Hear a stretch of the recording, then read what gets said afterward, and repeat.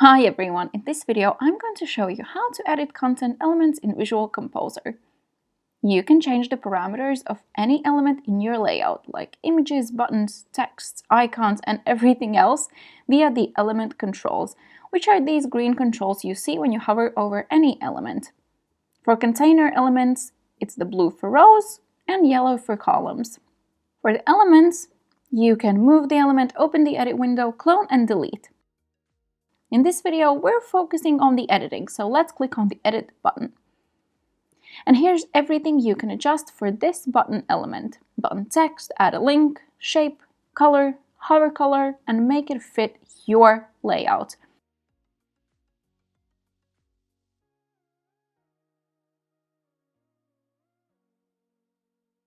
Remember that different elements have different parameters to change.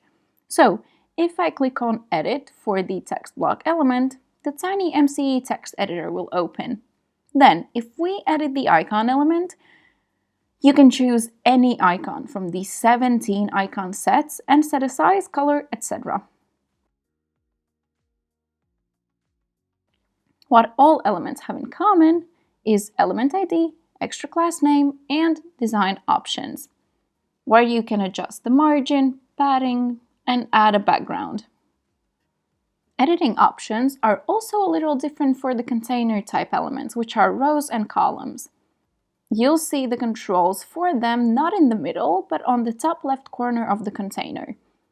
Blue is for rows and yellow for columns. Again, to adjust them, click on the edit icon. For example, for rows, you can adjust things like row layout, which shows how columns will be organized within that row. You can set the row width, column gap, and everything else you see here.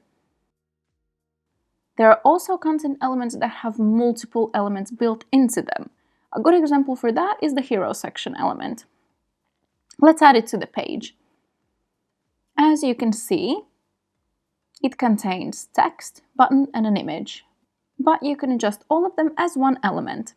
Click on Edit from the green element controls on the middle, and you'll see multiple tabs. First the text and background, and then separate tab for the button. And that's it for editing elements. All you have to remember is that you can access the element edit window from the green element controls, and that each element can be styled exactly how you want it to. Thank you for watching.